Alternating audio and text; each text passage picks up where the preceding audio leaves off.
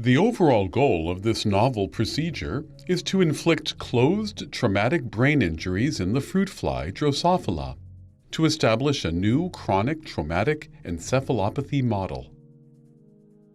This method can help answer key questions in the chronic traumatic encephalopathy field, such as how the repetitive trauma induces neuron degeneration. The main advantage of this technique is that it delivers the repetitive impacts of adjustable strands to the fly head directly, without causing damage to other parts of the animal body.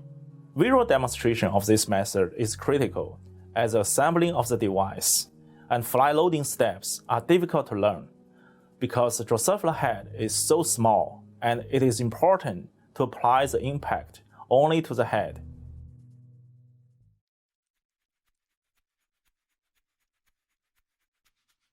To make the apparatus used to concuss or strike the fruit flies, first, make the impactor portion of the apparatus.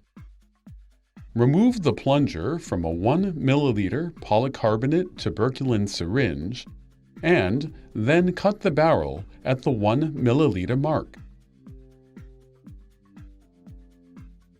For an impactor, use the aerosol barrier found on a 200 microliter pipette tip.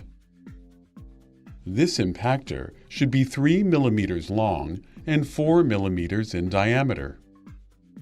Then, pack the impactor into the syringe barrel with the flat side towards the nozzle. To provide force, attach the syringe barrel to a carbon dioxide flow regulator. The regulator must have an on-off toggle switch